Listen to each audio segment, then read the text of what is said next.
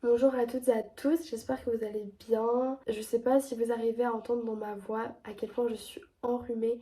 Donc voilà, si j'ai une voix vraiment pénible et moche dans cette vidéo, vous savez pourquoi. Mais je suis désolée d'annoncer que cette vidéo elle ne sera pas très joyeuse parce qu'on va aborder le sujet du féminicide. Je sais que mes vidéos elles ne sont pas très joyeuses, mais je pense que ça montre bien une facette du monde dans lequel on vit. Et je pense qu'il faut quand même parler des choses qui ne vont pas et qui doivent être changées. Sur cette bonne note, passons à la suite. Quelle est la définition du féminicide? Selon le dictionnaire Le Robert, la définition du féminicide est le meurtre d'une femme ou d'une fille en raison de son sexe, spécialement le meurtre d'une femme par son conjoint ou ex-conjoint. Ce terme a été utilisé publiquement pour la première fois en 1976 par la féministe américaine Diana Elizabeth Hamilton. Et la première reconnaissance juridique était en Amérique latine avec la Convention de Belém do Pará. Il s'agit du premier traité international qui criminalise toutes les formes de violence à l'égard des femmes, surtout les violences sexuelles. Il faut savoir que l'OMS, l'Organisation mondiale de la santé, distingue plusieurs cas de féminicide. Premier cas, le féminicide intime. C'est quand le féminicide est commis par le conjoint ou l'ex-conjoint. Le deuxième est le crime d'honneur. C'est quand une femme elle est accusée d'avoir transgressé des lois morales ou des traditions et elle est tuée pour protéger la réputation de la famille. Le troisième cas est le féminicide lié à la dot. Et le dernier, c'est celui qui va nous intéresser aujourd'hui, c'est le féminicide non intime. C'est le crime qui implique une agression sexuelle dans lequel les femmes sont explicitement visées. Un des exemples les plus cités, c'est quand des centaines de femmes ont été tuées pendant de nombreuses années dans la Ciudad Juárez au Mexique. Quelles sont les statistiques? D'après womankind.org et statista.com, dans le monde entier, en 2021, il y a eu 81 000 féminicides. Et au Mexique, en 2022, 967 femmes et filles ont été tuées. Ces chiffres sont vraiment énormes et il y a sûrement des cas qui n'ont pas été considérés comme des féminicides ou qui sont passés inaperçus. En fait, pourquoi y a-t-il des féminicides? Si vous aviez regardé ma dernière vidéo, vous l'auriez compris qu'on va se focaliser sur les féminicides à la frontière des US et du Mexique et des villes frontalières comme Juárez ou Tijuana. Ce terme a commencé à être médiatisé quand de plus en plus de rapports de meurtres et de femmes disparues ont commencé à apparaître après l'apparition de corps de femmes et de filles dans le désert de Chihuahua et dans la ville de Juárez au début des années 90.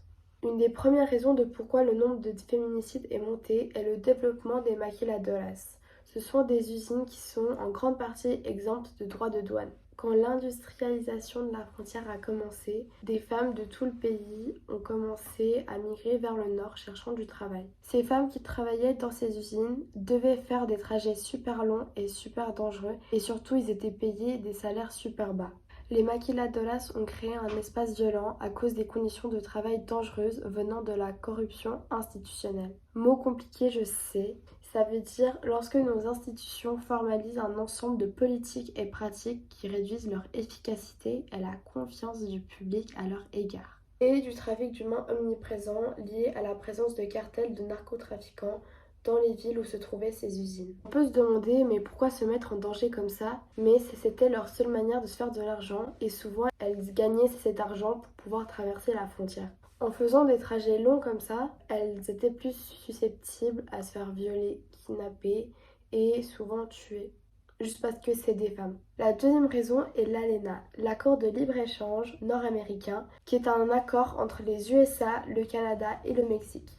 Cet accord consiste à lever les droits de douane sur la marchandise de produits des trois nations, un marché sans restriction et sans protection pour le commerce local, ce qui résulte à l'exploitation des travailleurs-travailleuses déjà surmenés et sous-payés. Comme les femmes du coup ne sont pas du tout protégées et parfois sont loin de leur famille comme elles travaillent au nord, elles sont très vite vulnérables et très vite mises en danger. En plus, si elles travaillent dans des villes comme Tijuana et Juárez qui sont connues pour avoir un taux de crime très élevé.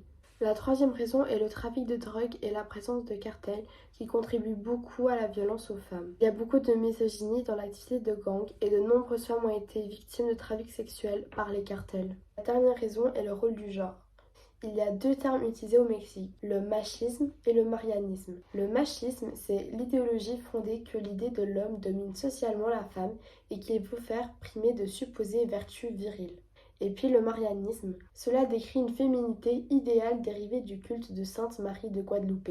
Donc en gros, le machisme, homme viril, et le marianisme, femme idéale. La violence dirigée envers les femmes serait un peu une traction négative aux femmes qui cherchent de l'indépendance et font que les hommes perdent leur position de dominant. Donc des hommes qui tuent des femmes, ce serait un peu juste pour montrer leur dominance sur elles. Et les hommes qui font ça ne connaissent pas forcément leurs victimes, donc c'est vraiment seulement de la misogynie pure. Et on voit ça avec l'histoire de Susana Chavez. Susana Chavez était une poétesse et militante des droits des femmes. Elle est née en 1974 à Juárez, où elle va créer la phrase Ni una mujer menos, ni una muerte más, qui veut dire pas une femme de moins, pas une morte de plus. Cette phrase a été utilisée pour mettre fin à la vague des assassinats visant les femmes depuis le début des années 90. Le 6 janvier 2011, à 37 ans, Susana décide de sortir pour aller rejoindre quelques amis dans un bar, mais elle n'est pas rentrée ce soir-là. Sa mère, alors inquiète, appelle sa copine pour voir si elle n'est pas allée dormir chez elle au final. Mais non, personne ne savait où était Susana. Le 7 janvier 2011, il y avait écrit à la télé « Dos damos de madruga », ce qui signifie « deux femmes ce matin ». 2 autres femmes étaient mortes. La police avait pris une photo d'une des 2 femmes. Elle était couchée par terre avec un sac lui couvrant la tête et elle était nue depuis la taille jusqu'en bas. La mère de Susana, malheureusement, la reconnaît directement. Qui a tué la pauvre Susana?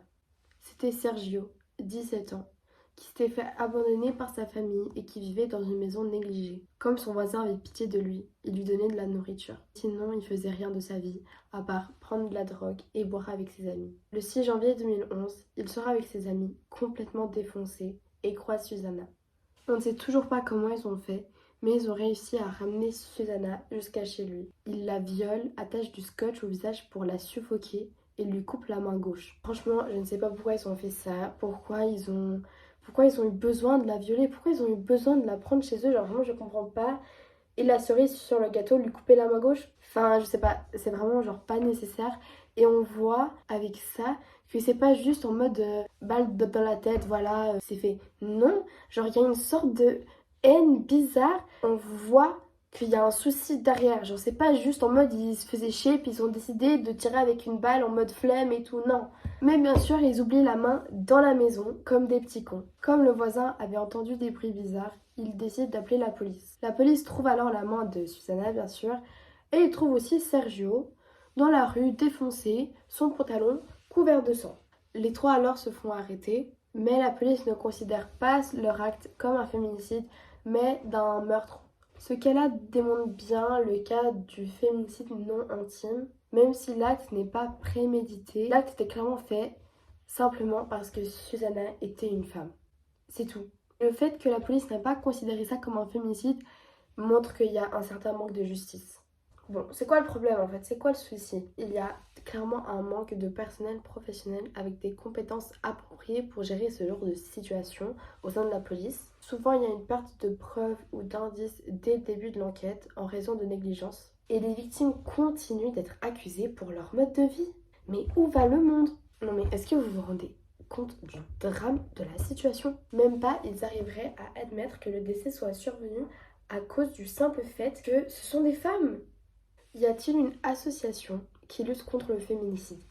Alors oui, il y en a une, et cette association s'appelle Nuestras Hijas de Regreso a Casa, qui signifie que nos filles rentrent à la maison. C'est une organisation fondée après les meurtres et les disparitions de femmes au début des années 90. Elle espère exiger la justice pour les femmes en mettant l'accent sur le retour des corps des victimes à leur famille pour un enterrement digne. Elle s'efforce aussi d'amener les agresseurs en justice. Non seulement Nuestras Hijas de Regreso a Casa informe le gouvernement de l'État de toute violation des droits humains, elle exige également que le gouvernement rende davantage ses comptes. C'est-à-dire, elle demande au gouvernement d'allouer des ressources aux femmes touchées par le féminicide.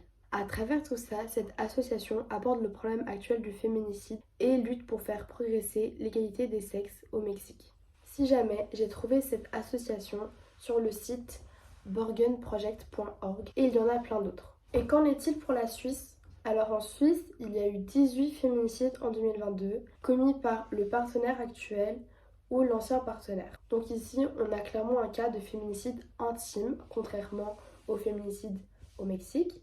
Et il faut savoir que le terme de féminicide n'existe pas dans le code pénal suisse. Les féministes qui ont participé à la grève du 14 juin 2023, et je suis fière de dire que j'y étais, revendiquaient un budget national consacré à la lutte contre les violences masculines. Petit fun fact, la Suisse teste depuis le printemps 2023, donc ça ne fait même pas si longtemps que ça, un bracelet électronique sur les auteurs de violences conjugales.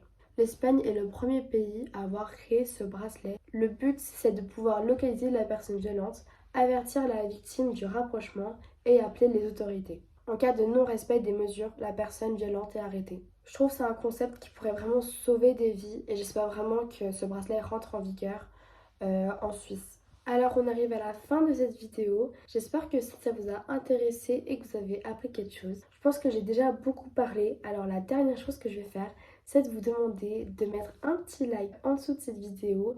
N'hésitez pas à commenter si ça vous a plu ou bien si vous avez quelque chose à ajouter. Et bien évidemment, n'oubliez pas de vous abonner.